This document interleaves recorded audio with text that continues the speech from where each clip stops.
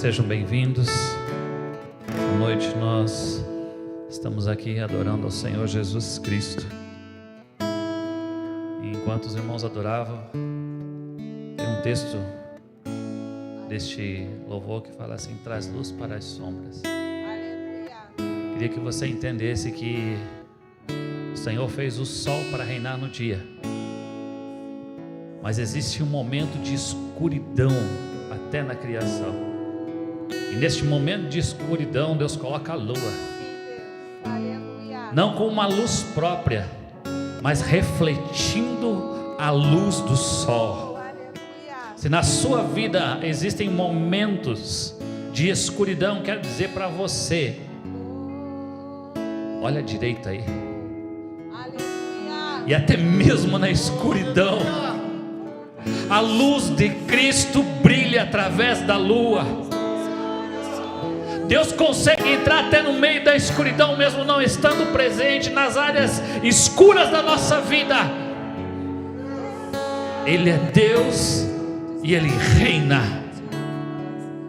Aleluia, Pai. Nessa noite nós clamamos a Ti, Senhor. Tu és bem-vindo neste lugar, Senhor. Que a Tua paz esteja entrando agora, Pai, em cada lar, em cada vida, Senhor. Pai, que o Teu amor possa estar alcançando, Senhor, este homem, esta mulher que se encontra em escuridão, Senhor. Que o Teu Espírito Santo possa estar alcançando-os agora, nesta noite, em nome de Jesus Cristo. Amém. Jesus, pode tomar seu assento. Aleluia. Durante o culto, os irmãos podem ficar à vontade para ofertar. Os irmãos que estão em casa também, vai aparecer no vídeo aí o QR Code, você pode ofertar da sua casa. É só você pegar o seu celular, com a câmera dele, apontar aí, você vai ser direcionado para um local onde você vai poder estar ofertando. Vão aparecer também as contas da igreja, onde você vai poder fazer transferência bancária, poder fazer depósito, em nome de Jesus Cristo. Biblicamente, irmãos, existem vários tipos de oferta. A oferta ela não era feita de uma só maneira. Eu queria lhe incentivar a você procurar isso. Quais eram os tipos de oferta e em que momentos as pessoas ofertavam ao Senhor? Assim como Malaquias 3:10 fala: trazei todos os dízimos à casa do tesouro. Então, quando fala todos os dízimos, o que a Bíblia quer dizer com todos os dízimos e não todo o dízimo? Queria lhe incentivar a procurar isso, para poder entender um pouquinho mais sobre a palavra do Senhor. Amém? E o porquê dizimar também, né? Por que ofertar? Uma boa pergunta. Por que algumas pessoas falam assim: não, eu não dizimo e eu não oferto? Porque isso foi incluso lá na lei de Moisés. Lá, quando Deus conversa com Moisés, dá os mandamentos, lá está escrito assim: você precisa entregar seu dízimo, fazer as suas contribuições. Só que, se você pega biblicamente, você vê que lá em Gênesis 26, diz que Abraão já cumpria os estatutos do Senhor conforme a sua lei. E Abraão vem exatamente 430 anos antes de Moisés. Antes da lei ser escrita, Abraão já cumpria a lei. Que lei é essa? Que lei é essa? Que 430 anos já era praticada antes de ser escrita. Gálatas 3:19 fala assim: logo, para que é a lei? Gálatas explica para que é a lei. Gálatas capítulo 3, verso 19, fala assim: foi acrescentada por causa das transgressões. Gálatas capítulo 3, verso 19. Até que viesse o descendente a quem a promessa tinha sido feita, e foi ordenada por meio de anjos, pela mão de um mediador. Para quem que é feita a lei? Você já parou para pensar? Por que existe a lei do trânsito? Por que alguém precisa colocar um radar numa curva? Sendo que já tinha uma placa lá, fala assim, olha, se você passar acima de 80, tem risco de morte. E aí para as pessoas não morrerem naquela curva, ele precisa colocar um radar lá, fala assim, olha, se você passar agora, então você vai receber um lembrete em casa, receber um aviso.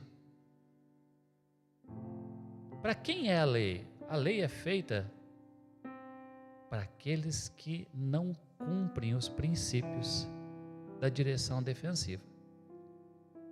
É para essas pessoas que andam fora do limite.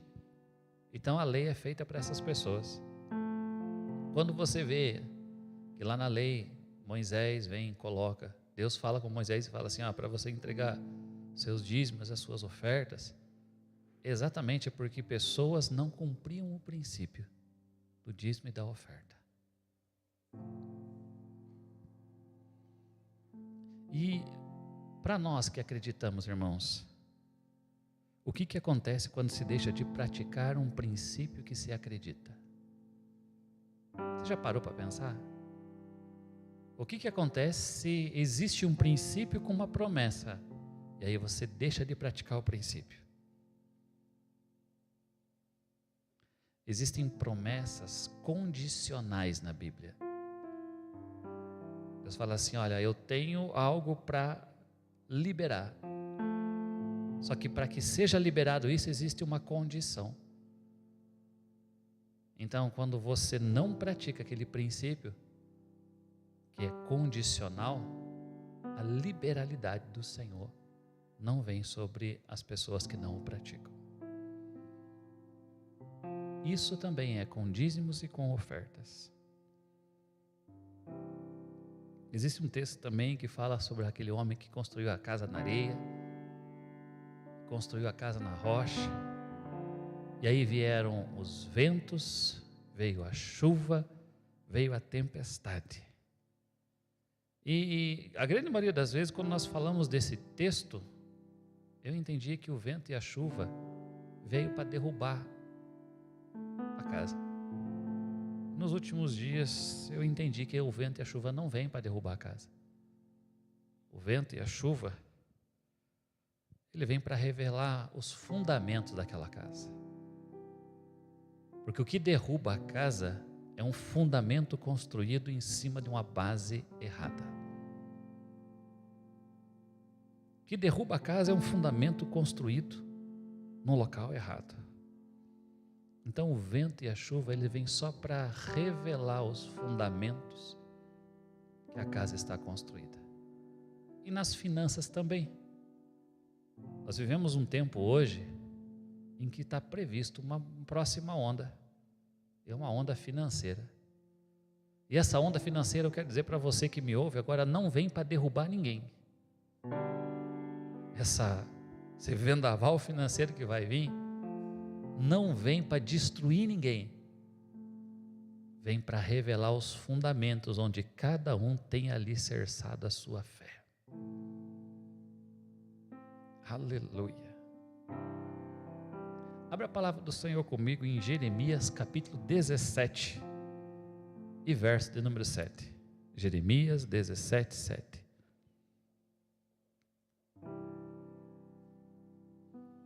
Hoje nós vamos falar sobre alguns fundamentos, irmãos. Fundamentos do velho pacto e do novo pacto. Fundamentos da velha aliança e da nova aliança. Fundamentos do Velho Testamento e do Novo Testamento. Eu queria começar com Jeremias 17, 7, que fala assim: bendito o varão que confia no Senhor e cuja esperança é o Senhor.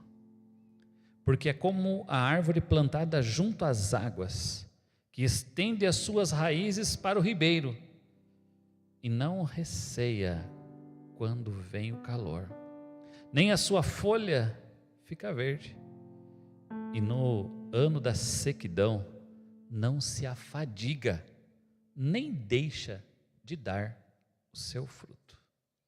Esse é um texto conhecido, irmãos, porque ele está lá também no livro de Salmos. E Jeremias ele é específico. Só que muitas das vezes esse texto é utilizado para ministrar sobre prosperidade, né? Sobre aquele que não tem falta, sobre aquele que pode vir os ventos, pode mudar os tempos, as suas folhas não caem, não murcham. Quantos aqui gostariam de, no momento da escassez, não perder a sua vitalidade?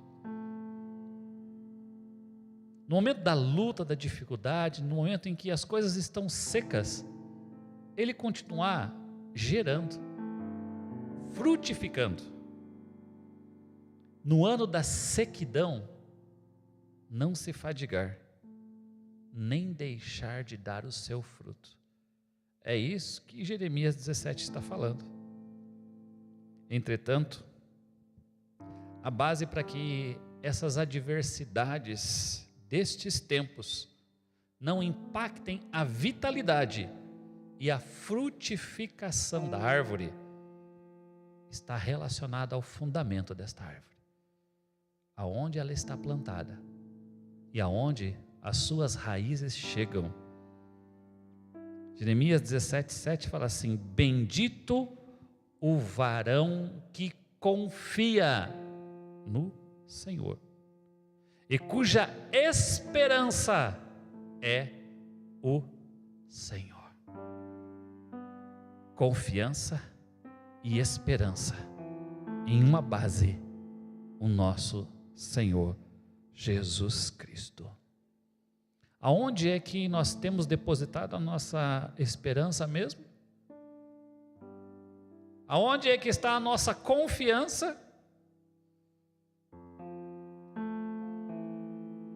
Jeremias 17:5 também fala: assim diz o Senhor, maldito o varão que confia no homem, ou maldito o homem que confia no homem e faz da carne o seu braço e aparta o seu coração do Senhor, pois é como o junípero no deserto, e não verá vir bem algum, antes morará nos lugares secos do deserto, em terra salgada e inabitada. Ou em uma outra versão, a Mensagem fala assim no verso 6, ele é como o arbusto no deserto, longe do solo, vive sem raiz e sem propósito, numa terra que nada cresce. O homem que confia no homem é como um arbusto no deserto, e esse arbusto está longe do solo, vive sem raiz e sem propósito, numa terra que nada cresce. Esse é o homem que confia no homem. Você consegue imaginar um arbusto no deserto que não tem contato com o solo, irmão? Que a sua raiz não tem contato com o solo e ele é jogado pelo vento de um lado para o outro, sem propósito, numa terra que nada cresce.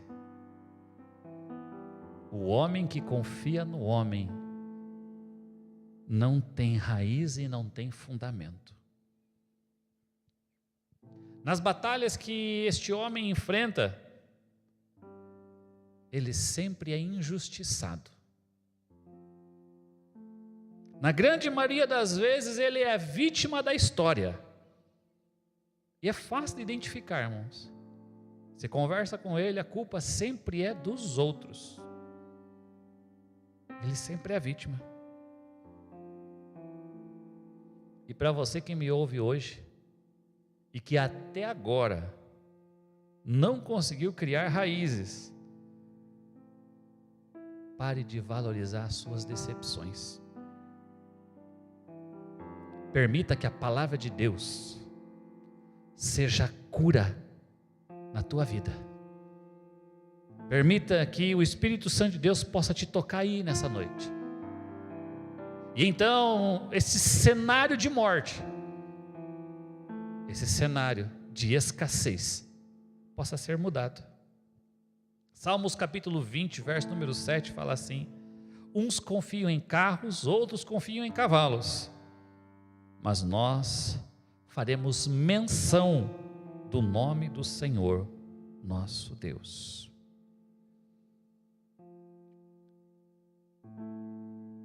Um comportamento padrão de pessoas que têm problemas com finanças, irmãos. Esse comportamento padrão. Eles procuram discutir o tema, mas eles não se abrem para serem transformados pela palavra do Senhor. Eles até param para discutir, mas eles não se abrem para que a palavra do Senhor se torne luz na escuridão deles. Deixe que a palavra do Senhor te examine nesta noite. Não procure se assentar só com pessoas que concordam com você, tampouco com aqueles que discordam de você.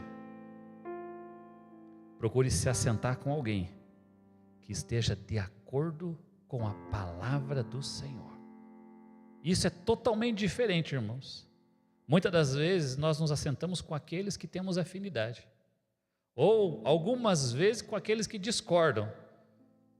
Minha orientação para você é: procure pessoas que estejam perto da palavra do Senhor.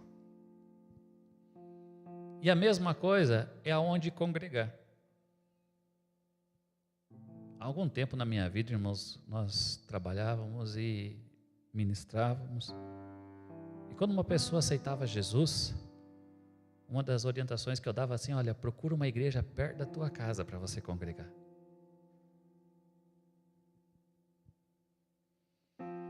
Hoje eu não falo mais isso, não, irmãos. E eu falo para você que me ouve: não procure uma igreja perto da tua casa para congregar. Procure uma igreja que esteja perto da palavra do Senhor. Porque não adianta congregar perto da casa, se é onde você congrega, você percebe que este local lá não está perto da palavra. É melhor, irmãos, se deslocar um pouquinho mais longe, mas estar na palavra do Senhor. Jeremias 9:23 fala assim: assim diz o Senhor, não se glorie o sábio na sua sabedoria, nem se glorie o forte na sua força, não se glorie o rico na sua riqueza, mas o que se gloriar, glorie-se nisto, em entender e em conhecer que eu sou o Senhor, faço benevolência, juízo e justiça na terra, porque todas as coisas me agrado, diz o Senhor. Tudo aquilo que nós formos fazer a Deus, não devemos fazer simplesmente por causa de uma regra. O Evangelho não é questão de cumprir regras ao pé da letra, porque o Evangelho de Cristo não tem a ver com regras, mas tem a ver com amor. Tem muita gente, irmãos, querendo colocar em prática aquilo que está escrito. Presta atenção naquilo que nós estamos falando. Existem muitas pessoas querendo colocar em prática o que está escrito, mas sem estar fundamentados com aquilo que está escrito. Aplicar a Escritura sem deixar que esta Escritura seja aplicada em mim é ser um fariseu ou um papagaio que repete palavras. O Evangelho está avançando não quando ele se cumpre na vida dos outros, mas é quando ele se cumpre na minha vida. A minha preocupação não é em mudar o outro, é deixar que o Espírito Santo venha e mude a minha história. E isso não é ser individualista não, irmãos. Isto é o Evangelho de Cristo, que por mais que Ele ame a todos, Ele trata cada um na sua individualidade. Quando eu tenho a prática da lei, eu tenho o resultado desta prática. Biblicamente eu posso explicar assim: todo trabalhador é digno do seu salário, e Deus não fica devendo nada para ninguém. Aquilo que Ele combinou com você, Ele vai pagar, todos os centavos. Mateus capítulo 20, verso 1, fala assim: porque o reino dos céus é semelhante a um homem proprietário que saiu de madrugada a contratar trabalhadores para a sua vinha. Ajustou com os trabalhadores o salário de 1 denário por dia e mandou-os para a vinha. Verso 3: cerca da hora terceira saiu e viu que estavam outros ansiosos na praça. Verso 4: e disse-lhes: ide também vós para a vinha e dar-vos-ei o que for justo, e eles foram. No verso de número 13: mas ele respondendo disse a um deles: amigo, não te faço injustiça, não ajustastes comigo 1 denário? Verso 14: toma o que é teu e vai-te, eu quero dar a este último tanto como a ti. O texto de Mateus 20 fala sobre um senhor que sai a contratar pessoas para uma obra. E ele começa na primeira hora do dia contratando uma quantidade de pessoas, na terceira hora contrata outra, e ele passa durante o dia. E a palavra do Senhor fala assim que na última hora do dia, ele está contratando pessoas ainda. E na hora de pagar o valor do dia, ele chama o que começou às 5 da tarde. E ele dá o mesmo valor para aquele que começou às 6 da manhã.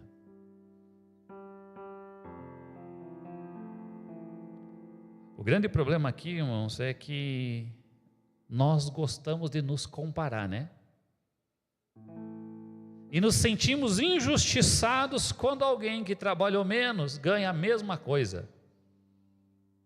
A maioria dos problemas tem a ver com comparação. Mas eu quero dizer para você, assim como Deus acertou algo e lhe entregou algo, Ele pode chamar alguém que vai chegar na última hora e talvez entregue a mesma medida para ele. Então vamos evitar comparações, porque amor não é um sentimento, amor é um mandamento. Amor não é um conceito, amor é uma pessoa. E quando eu tenho a prática do amor, que é superior à lei, não estou interessado no salário. Eu entendo que eu sou filho do rei, e tudo o que foi colocado na minha mão também é dele. A prática do amor é amar ao ponto de ir além daquilo que se pede. Amar ao ponto de ir além da regra. Amar é ir além das obrigações. Existem pessoas que eles se movimentam pelas obrigações. E existem pessoas que se movimentam pelo amor.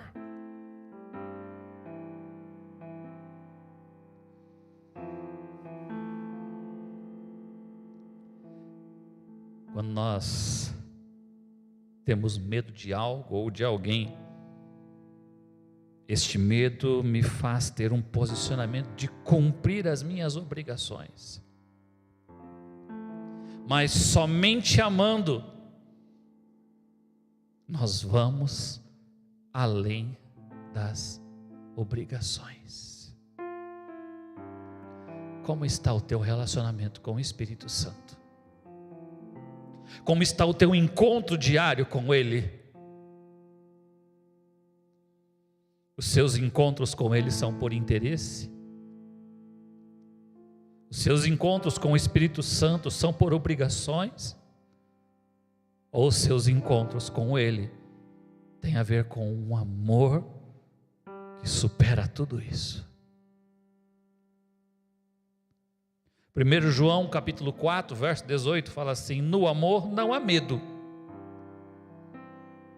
Antes o perfeito amor lança fora o medo, porque o medo envolve castigo, e quem tem medo não está aperfeiçoado no amor.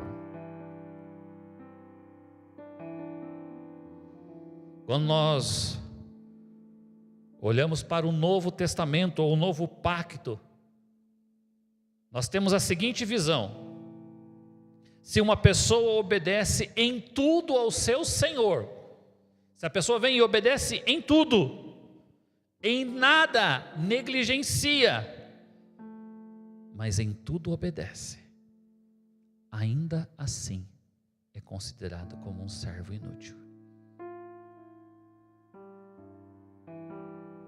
Está na Bíblia, Lucas 17:9. Porventura agradecerá ao servo, porque este fez o que foi mandado? Assim também vós, quando fizerdes tudo o que vos for mandado, dizei: somos servos inúteis, fizemos somente o que deveríamos fazer.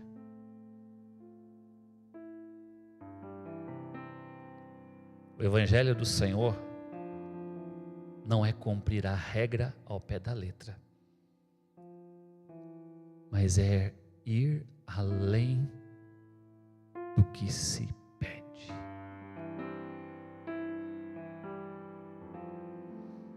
O Evangelho do Senhor não é cumprir regras ao pé da letra, mas é ir além daquilo que se pede.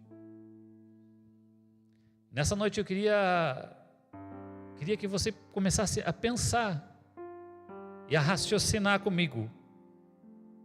O que é o antigo pacto e o que é o novo pacto perante a Escritura? O que é a velha aliança e o que é a nova aliança? E ainda ficasse com a seguinte pergunta: existe diferença entre elas? Aonde elas são diferentes? Em quais circunstâncias isso se aplica na nossa vida? Eu entendo, irmãos, que o novo pacto ele é superior na questão de transformação daquilo que produz em nós, entre o velho pacto e o novo pacto. O novo pacto ele é superior aonde? Na transformação que ele faz, ou que ele produz em nós. Pessoas que se movimentam pelo velho pacto, elas insistem em viver nas suas atitudes. Elas querem receber a graça do pacto quanto à sua pessoa. Elas querem receber a graça, mas não permitem que a graça do novo pacto transforme a sua vida.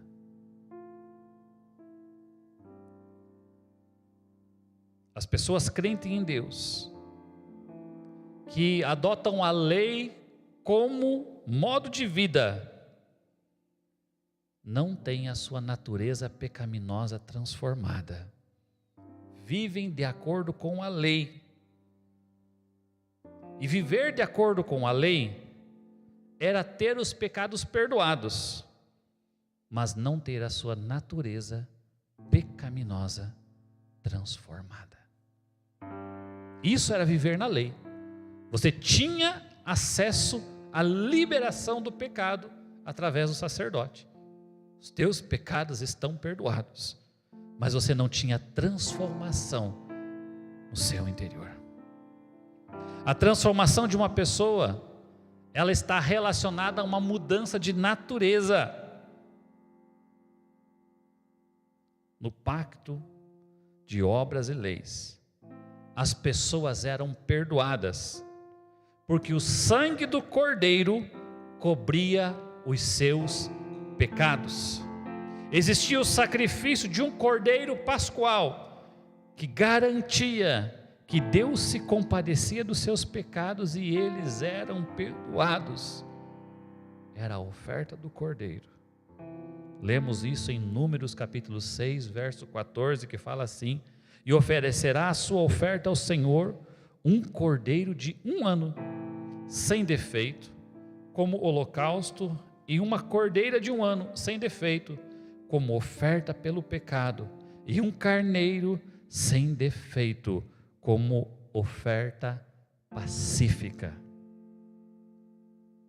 O pecado era perdoado, mas sem mudança de comportamento.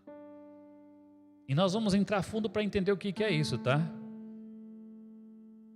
E é exatamente por causa deste entendimento, irmãos, que tem muitas pessoas nos nossos dias que preferem realizar sacrifícios para terem perdão dos seus pecados do que obedecerem princípios e terem transformação de natureza. Estão dispostos a servir, irmãos. Estão prontos a sacrificar o que for necessário, contanto que os seus comportamentos não sejam confrontados com uma palavra que possa mudar a sua vida. Se você precisar dele, está ali, ó, disposto a tudo, contanto que não confronte. Mas este pacto de lei, ele se findava com um posicionamento do sacerdote: seus pecados estão perdoados. Mas esse sacrifício não transformava a natureza das pessoas que se moviam debaixo da lei. A lei lhe ensinava o peso da transgressão.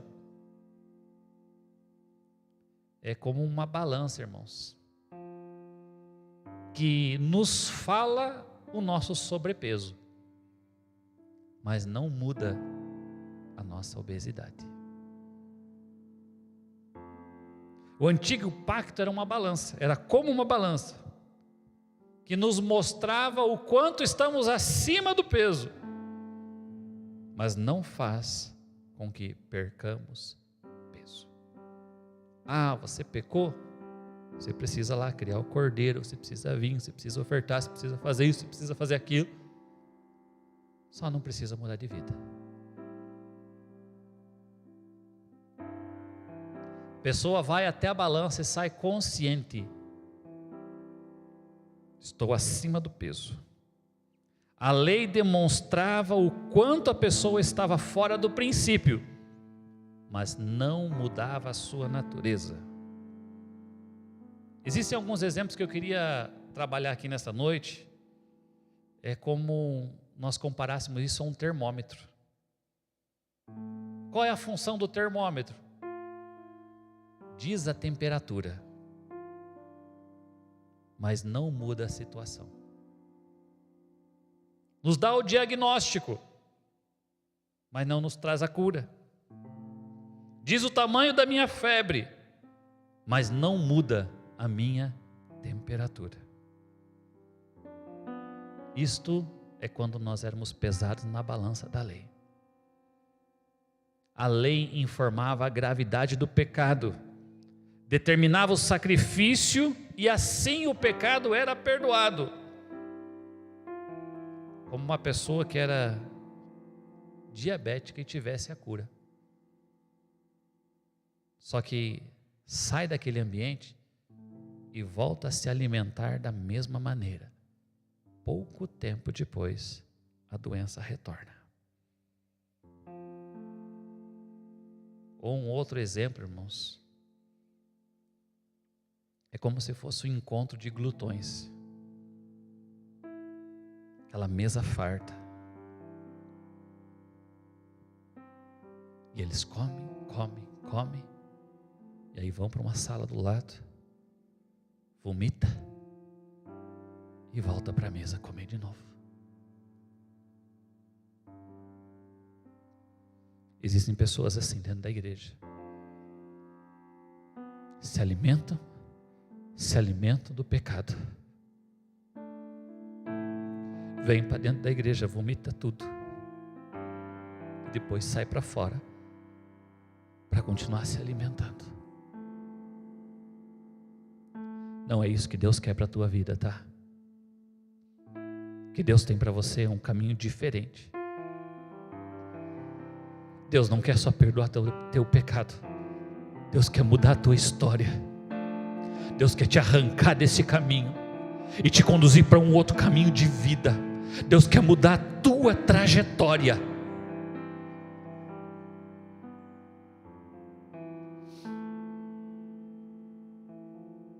E é por isso que na Escritura nós vemos que existe um outro cordeiro que foi sacrificado. 1 Pedro, capítulo 1, verso número 18, fala sobre isso. Sabendo que não foi com coisas corruptíveis como prata ou ouro que fostes resgatado da vossa vã maneira de viver, que por tradição recebestes de vossos pais, mas com o precioso sangue, como um cordeiro sem defeito e sem mancha, o sangue de Cristo. Cristo, ele simboliza o novo pacto. Cristo simboliza a nova aliança, que agora nos habilita a ter acesso não por causa de um preço, porque o preço ele pagou. O preço já foi pago.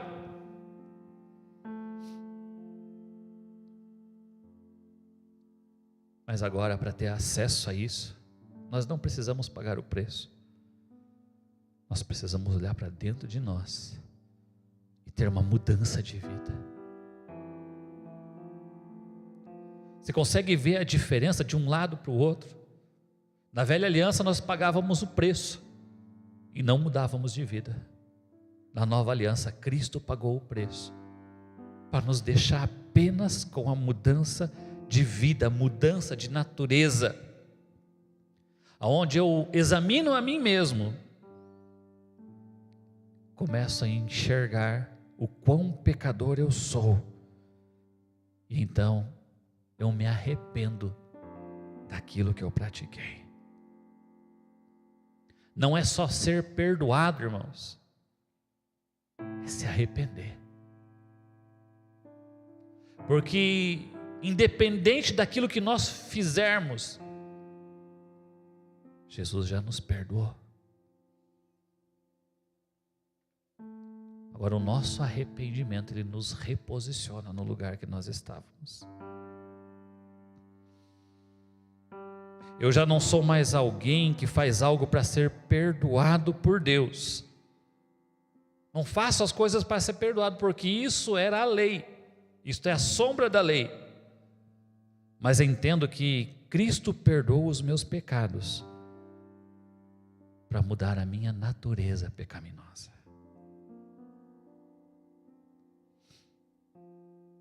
Como nova criatura nascida em Cristo, agora eu sou transformado. A minha natureza humana se rende ao governo da natureza divina. A velha aliança só conscientiza a pessoa do seu pecado, mas não traz mudança de vida. E é por isso que é importante o texto da ceia. Examine-se a si mesmo, então coma deste pão e beba deste cálice. porque este é o novo pacto que eu tenho convosco. Quando a natureza de Cristo ela é inserida em nós, ela pode mudar realmente a natureza pecaminosa, deixando de ser um ritual, deixando de ser uma mentalidade escrava, para inserir em nós uma mentalidade de governo. Não nos movimentamos mais apenas como trabalhadores, mas nos movimentamos como filhos. Tem um texto na Bíblia que fala sobre a parábola dos talentos, onde para um ele entrega 1, para outro entrega 5, para outro entrega 10 talentos. Cada um segundo a sua capacidade. E o último versículo do texto fala assim: amarrai, pois, o servo inútil e lançai-o na fornalha de fogo ardente. Sabe por que essa pessoa foi amarrada e foi lançada na fornalha de fogo ardente? Porque não era filho, era servo, era um trabalhador. E trabalhador trabalha na velha aliança. Aqueles que se movimentam na nova aliança, que é Cristo, não são apenas trabalhadores, são filhos que trabalham pelo governo. A única palavra que transforma é uma palavra que muda a nossa natureza pecaminosa. Uma palavra que nos traz uma mudança de natureza. A mensagem do Evangelho que não nos leva a uma mudança de natureza, uma mudança de comportamento, é uma mensagem como a balança da farmácia. Nos mostra o quanto nós estamos longe ou estamos fora do propósito, mas não nos insere na vontade de Deus. E é por isso que nós vemos tantas pessoas frequentando igrejas, mas sem ter transformação de natureza. Existe um entendimento que Cristo é a oliveira verdadeira. E nós, o jambuzeiro bravo, que fomos enxertados nesta oliveira. Olhando para este entendimento, irmãos, quantos hoje estão enxertados na oliveira? Quantos estão se movimentando não segundo a sua própria vontade? Pega um toquinho de limão, um galho de limão e tenta enxertar na oliveira. Você acha que ele vai produzir limão? A sua natureza precisa ser transformada para que ele possa gerar aquilo que a oliveira está arrancando da seiva e está alimentando aquele que foi enxertado. Ele não se movimenta mais agora segundo o seu entendimento, mas ele precisa mudar o seu interior para que ele possa produzir frutos dignos de arrependimento. Existe uma diferença muito grande entre mudança de hábito e mudança de natureza. Porque o Evangelho de Cristo, ele não vem para tirar os nossos velhos hábitos e colocar novos hábitos. Não é este o objetivo final de Cristo. Que Ele quer habitar dentro de nós. Ele não quer só mudar a sua roupa. Ele não quer só mudar as suas palavras. Ele não quer que você venha todo dia na igreja. Ele não quer que você fique uma hora e meia, 2 horas na frente da TV escutando uma palavra. O que Ele quer é entrar aí dentro do teu coração. O que Ele quer é estabelecer uma morada aí dentro da tua vida. não é você parar para ficar lendo a Bíblia, mas você deixar que a palavra dele entre dentro de você, te fecunde, te torne um novo homem, uma nova mulher transformada.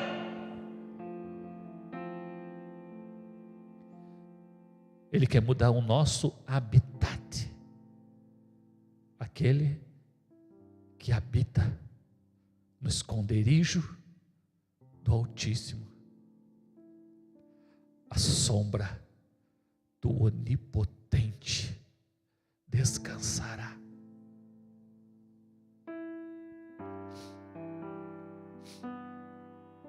Aquele que habita no esconderijo precisa estar debaixo da sombra do Altíssimo.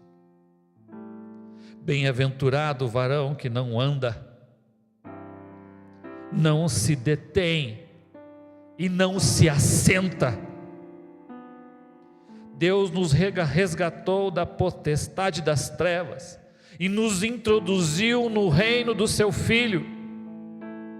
E é por isso que eu então não sou um pecador perdoado, mas eu sou um justo justificado. Tem uma diferença entre um pecador perdoado e um justo justificado. Quem é um pecador perdoado? É um homem que pecou, se colocou debaixo da lei, pagou o preço, recebeu o perdão, mas sai dali ainda como um pecador,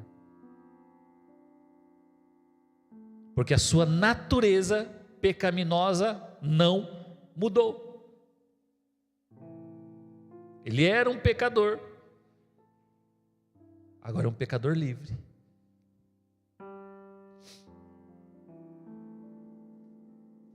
E um justo justificado é aquele que era filho.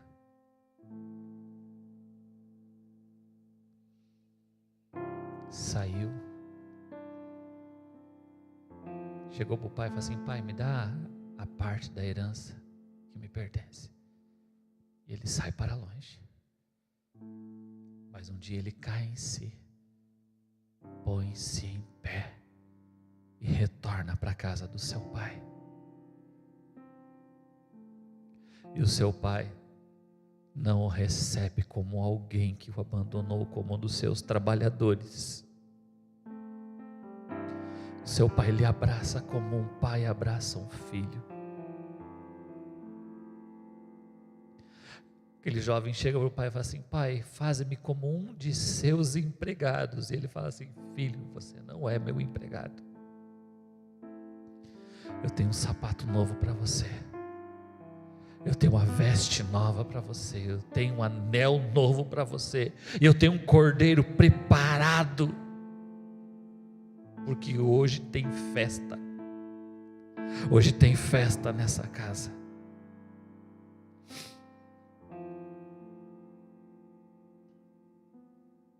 No velho pacto, no velho pacto da lei, eles saíam do local de sacrifício como pecadores perdoados. Mas no novo pacto, nós somos filhos justificados. E isto faz toda a diferença. É uma nova natureza, uma nova criação, uma nova criatura que pode reproduzir a natureza de Cristo. Este é o propósito original. Não existe plano B.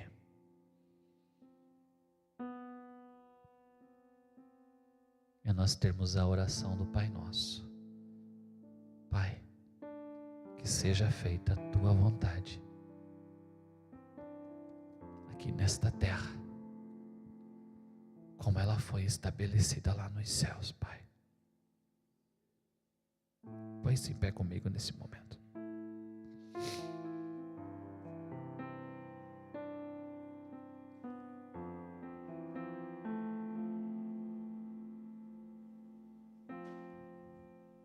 Nós vamos continuar essa palavra aqui na próxima semana, porque existem muitas diferenças entre o velho pacto e o novo pacto. entre a velha aliança e a nova aliança. Mas você que me ouviu nessa noite, você que me ouviu hoje, eu queria que você curvasse a sua cabeça agora. Você que está em casa, nos acompanhando pela internet, aí onde você está mesmo, que você possa começar a buscar a presença do Espírito Santo agora. Que Ele possa estar te tocando aí. Que o Espírito Santo do Senhor possa estar te tocando aí onde você está. E você entenda que você é filho amado, filho bendito do Pai. Que independente do local onde você está agora, independente daquilo que você fez, o que você deixou de fazer, você pode levantar as tuas mãos agora e dizer: Pai, eu quero ter um concerto contigo, Senhor. Eu quero que o Senhor entre na minha mente e as fortalezas sejam quebradas agora. As fortalezas do inimigo que operam na mente sejam destruídas agora. Que aí onde você está, o Senhor Jesus Cristo possa te tocar. Que sejam dinamitadas as fortalezas do inimigo que tem impedido você de entender o amor que Deus tem por você. Se você se movimentava apenas como um trabalhador da seara, e o trabalhador recebe o seu salário, mas não tem um abraço, não tem um carinho, que você possa ser tocado agora pela presença do Senhor, em nome de Jesus, Pai. Toma agora este lar, este jovem, esta jovem, este homem e esta mulher, Senhor. Que a Tua presença esteja neste lar agora, Senhor. Que o Teu Espírito esteja a tocar e a transformar os corações. Em nome de Jesus Cristo, Pai, nós profetizamos uma cura na alma nesta noite. Uma cura no espírito, uma cura no entendimento, Senhor. E que a graça do Senhor Jesus Cristo possa estar nos alcançando nesta noite. Em nome de Jesus Cristo. Amém, Jesus.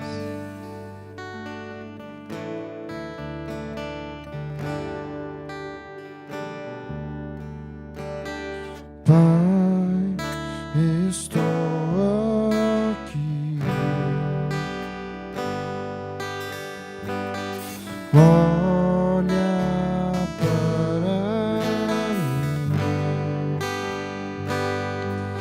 desesperado por mais de ti.